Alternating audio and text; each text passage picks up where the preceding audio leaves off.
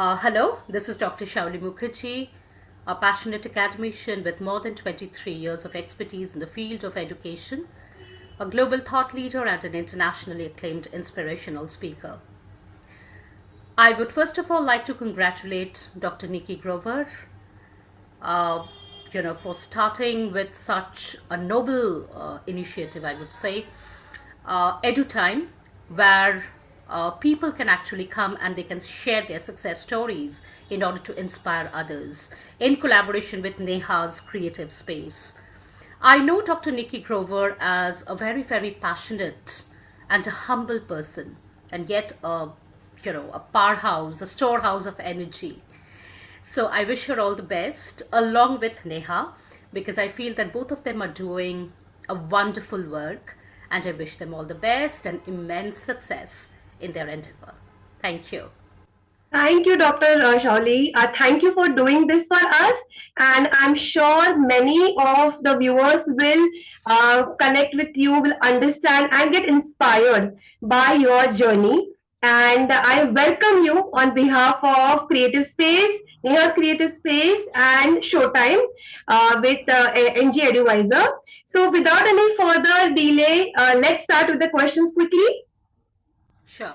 Yes. So my first question would be: you have such a rich experience into this field of education. You are director at Adamas University. So, what motivated you really for starting this and taking this as a career path?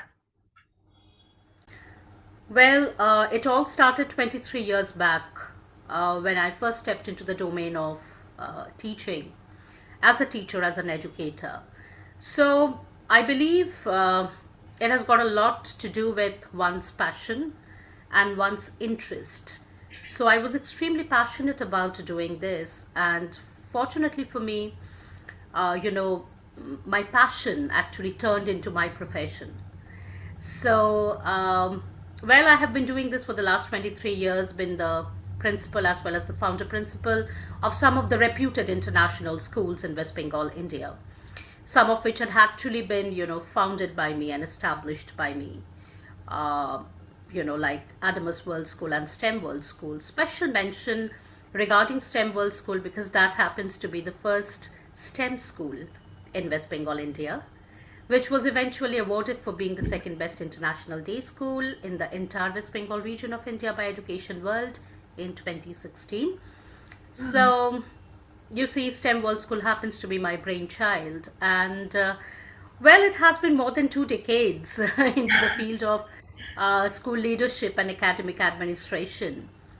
And in the year 2020, I actually stepped into the domain of higher education, but currently I'm the Director, School of Education and Associate Dean, School of Liberal Arts and Culture Studies at Adamas University, one of the premier universities of Eastern India. Additionally, yes, Neha, I have also been associated.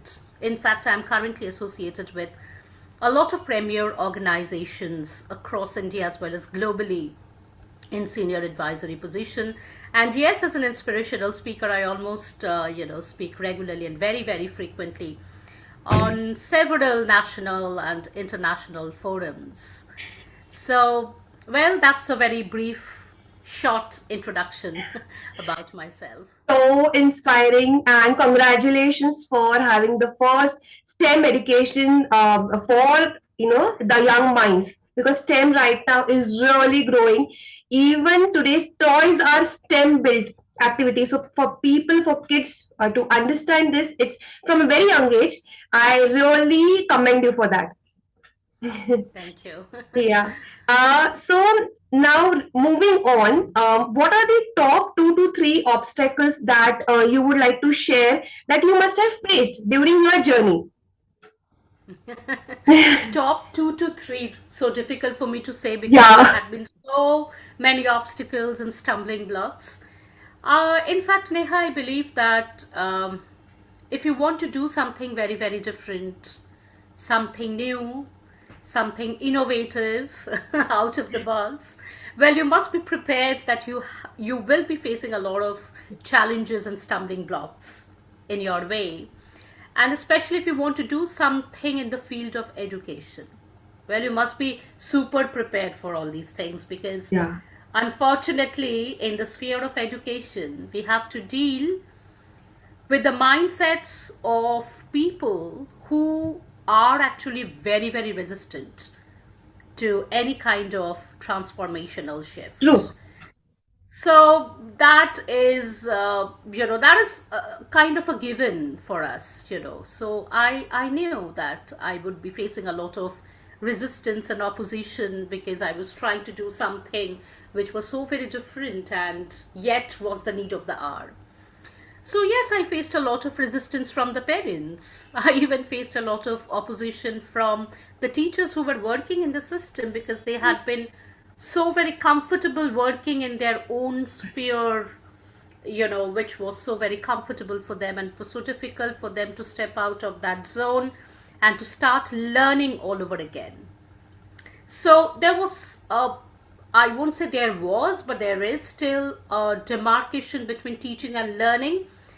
I don't find any meaning in that, because I believe that a teacher needs to be a lifelong learner. Yes. So if you're not a lifelong learner, if you're not committed to learning, unlearning, and relearning, well, you may be in other professions, but you are not supposed to be in the profession of teaching and education. So I guess you can understand that there had been so many mental blockages, and there had been so many, challenges in terms of this mindsets. But then, well, I have always believed that when your why is very, very strong, you Yes. know why you are doing what you Yes. are doing. Actually, nobody or no one can actually stop you from reaching your goal.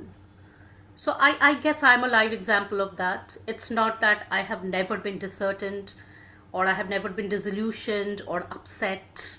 Yes, I have been, but I mean, there have been so many occasions where I literally was upset with the entire scenario, felt extremely frustrated. But then my why was very clear, my purpose was very clear, and that, I guess, acted as a sort of a very strong magnet to pull a lot of people towards that particular vision. It's so true, and it's so inspiring, and it is so real in this current scenario that yes, you do find obstacles. The why is very important. People give up easily or halfway, but you have made it. So kudos to that. Thank Yeah. you. Yeah. So my next question now would be, what are your views on the current education system, and is there any need to redefine them? Yes, you said in brief, but to elaborate a little more on that. Absolutely, there is an urgent need and a critical need to reimagine and redefine education, especially for the 21st century learners. Mm.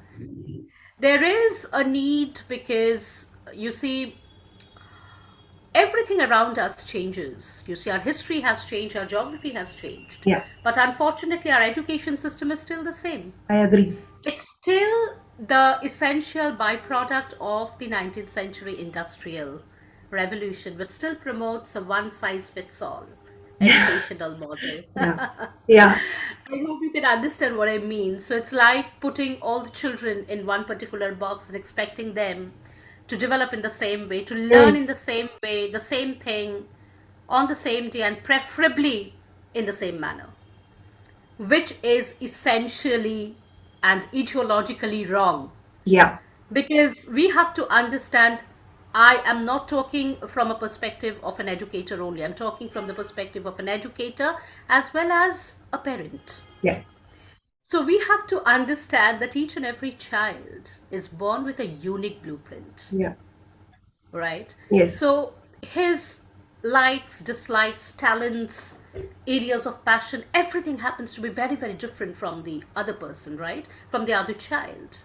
So how can we, realizing the essential fact that they are so very different from each other and that they're unique, how can we sort of, you know, teach them or make an effort to do something with them in the same manner? How can we just devise a kind of a system which we presume will be working fine with each one of them. No, it can't, because education has to be customized, has to be Yes. personalized, to suit the unique learning needs, demands, as well as pace of each and every child.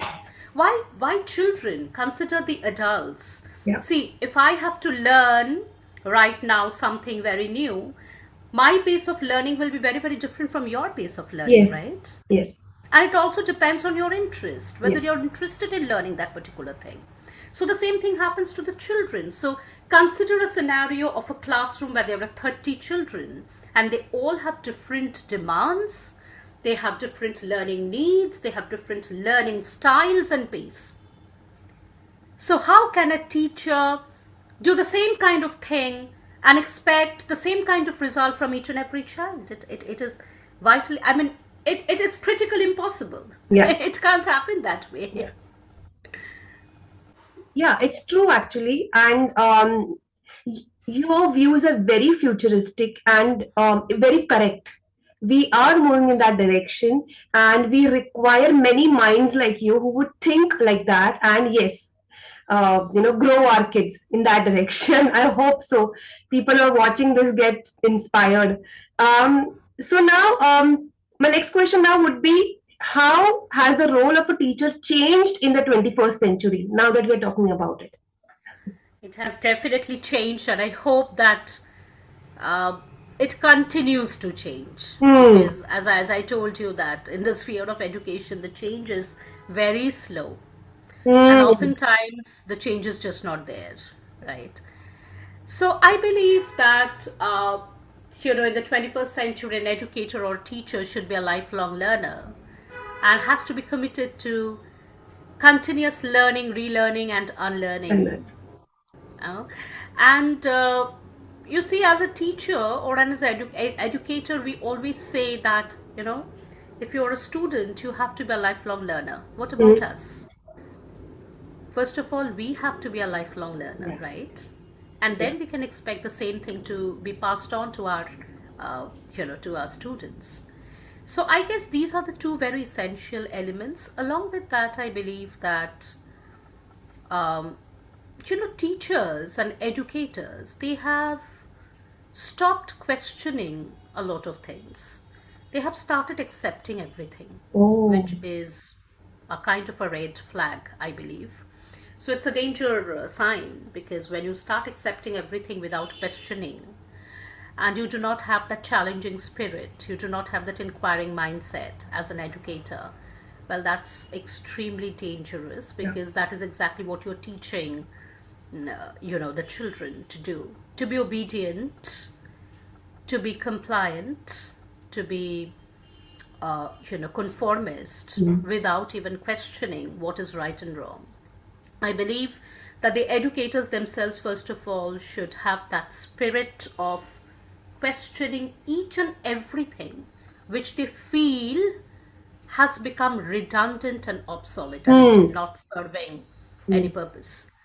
At the same time, I believe that, you know, they have to be extremely receptive to newer ways of learning. Yeah. So you see, if you hear this for the very first time, maybe you'll feel that these two elements are extremely contradictory to each other, because I said that you have to be receptive towards everything, you have to absorb, you have to learn, and yet you have to question.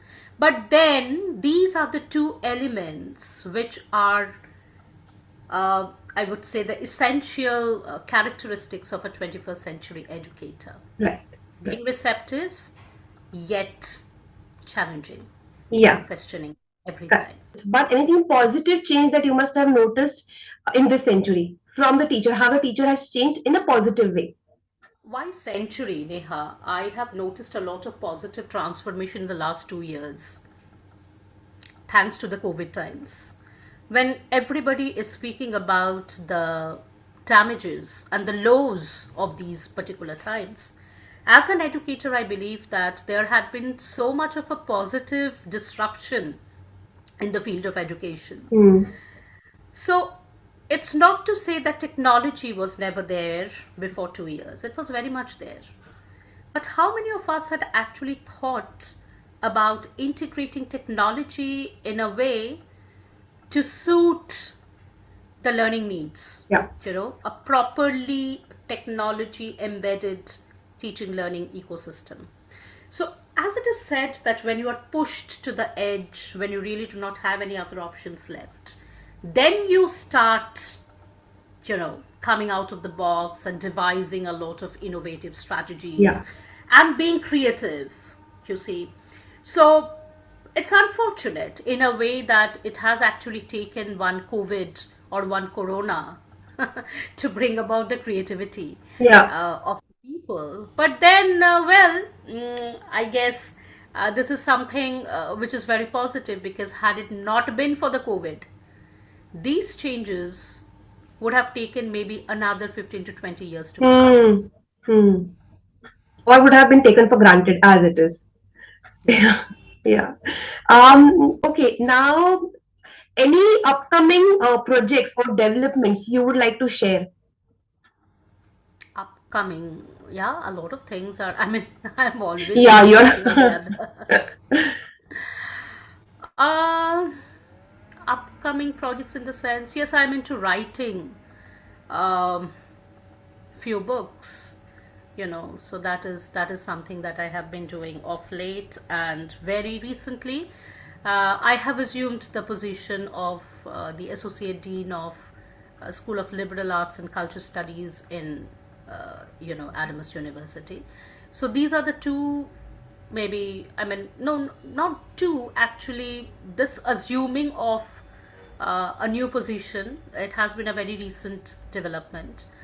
Looking forward to adding value to the same. Yeah. And yes, of course, with a great passion and energy, looking forward to adding value in a significant manner to create a lot of difference to the lives of people around me through the power of education. It's really amazing how somebody can be so passionate and constantly thinking. Like, you are also a writer. You have written 3 books till now, if I'm not wrong. Yes, yes. Yes. So it's amazing, like writing 3 books and being a director and having multiple roles. It's amazing how driven you are. It shows your passion, I must say, Dr. Shauli. Just to add, just Yeah. to add, I'm also a mom of twins. You see, Oh, why I mentioned that, because I believe that role is very equally as important. important. Very important. Yes, it is very important. It's hands-on. Yeah. Okay. So now, in terms of philanthropy, would you like to share anything, Dr. Shauli? Well, see, I have a slightly different take on this. I believe Okay. that when you are doing certain things for, with an urge to give back to the world, well, that is exactly what philanthropy is to me. So, when I wake up each and every morning with a very, very clear why, and with loads of enthusiasm and energy to touch, to inspire, and to impact the lives of the students who are around me, I believe that this is my way of giving back to the world. An educator gives back to the world in these ways. Yeah. Maybe it may seem to be, very small, but then we do create, I believe that the educators and the teachers, they do create magic and miracle True. at each and every point in their lives. True. And their influence, I mean, it's so difficult for anyone to say that where their influence has started and where it ends. You see? So I'm blessed. I'm absolutely blessed to be, operating in this kind of a profession for so long. Yeah. And I would love to continue doing the same thing, at least till my last breath, because for me, I do not believe in the concept of, you know, resignation or something. Hmm. Stop working after a certain period of Hmm. time. Hmm. This concept is valid and viable for those people for whom work and life are very, very different. For me, For me, work is a way of life. So if you're living, you need to work if you're really enjoying it, right? So I don't believe in the concept of, resigning and taking a leave and not working and enjoying. You know why? Because I believe that work gives you a lot of enjoyment. True. That works for me. Yeah. May not be for everybody. Yeah. I mean, that is just my, personal opinion. Yeah. Yeah. Hence, you are where you are because your passion, you enjoy your work. Your passion is your work. Your work is your passion. So yeah, it shows. So, anything else that I must have missed asking you? Any important thing that you want to share? Well, I think we had a very, fruitful and productive discussion, though short, but a quite eventful one because we have covered a lot of areas. And it's not about me. I mean, it's not about what I have done or what I would like to do, but it's about, I guess, what needs to be done for the benefit of the 21st century learners. So I guess we had a very, uh, productive discussion, fruitful Yes. one. We surely did, and your journey is really inspiring. And I hope all the viewers out there they get inspired, they get motivated, they learn a lot about Adamas University because I have been through your website. There are so many unique courses that you have, like study on forensic, and so many different Yes. yes courses that you have. I'm really it's very unique. I am inspired, as a layman, as a lady, I am inspired. So I hope all the viewers they like it. Please do, guys, subscribe and share this valuable information and motivate others, women, motivate everybody. So thank you, Dr. Shauli, for taking out your valuable time and doing this for Showtime. And thank you so much once again. It has been an absolute pleasure to be here on this platform, and it's always wonderful, to share certain insights. And if that is going to help somebody else, I mean, nothing like that. Yes. Thank you so much for inviting me on this platform. Most welcome and thank you once again.